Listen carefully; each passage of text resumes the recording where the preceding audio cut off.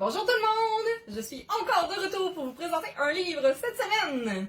Donc, pour ce faire, je vais vous présenter ce livre. Et oui, je le sais que vous voyez le titre à l'envers, on me l'a dit, mais je ne sais pas comment faire pour que vous voyez dans le bon sens. Parce que même si je fais ça, vous ne verrez pas dans le bon sens. Fait bon! Donc, le livre s'appelle L'âme de Esther Rochon. Pourquoi est-ce que je vous présente ce livre-là?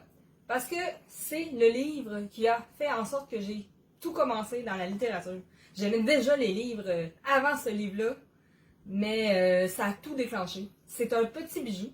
Sincèrement, Esther Rochon, c'est une auteure québécoise qui est quand même assez connue. Peut-être moins de nos jours, car ça fait quand même assez longtemps qu'elle a sorti ses livres.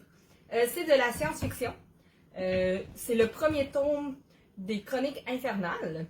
C'est un livre que je considérerais 18 ans et plus, selon moi.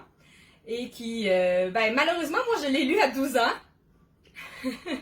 Mais je vous dirais quand même que c'est un 18 ans et plus. Donc, l'âme, dans le fond, ça va aller raconter l'histoire de le protagoniste qui s'appelle l'âme, qui va se retrouver en enfer. Et dans cet univers-là, il y a plusieurs sortes d'enfers. Le premier étant l'enfer mou, celui où elle va se retrouver, qui est le plus doux. En enfer mou, les âmes sont transformées en espèces de larves, si je peux dire ça comme ça. Leur seul et unique plaisir sont les plaisirs de la nourriture et les plaisirs charnels. Donc, les larves qui vont se promener dans la boue vont engraisser et procéder à plusieurs orgies. Ouais, j'ai dit un mot sexuel. Enfin bref, donc l'âme, elle va se battre un petit peu contre ce système-là. Elle veut pas se laisser aller, elle veut pas dépérir dans la boue parce qu'elle voit ses comparses qui, quand ils deviennent trop grosses, les larves je parle, vont finir par simplement mourir dans la boue et se faire manger par des espèces de fourmis. Donc elle veut pas. Puis elle va essayer de rester debout le plus longtemps possible, même si elle engraisse constamment.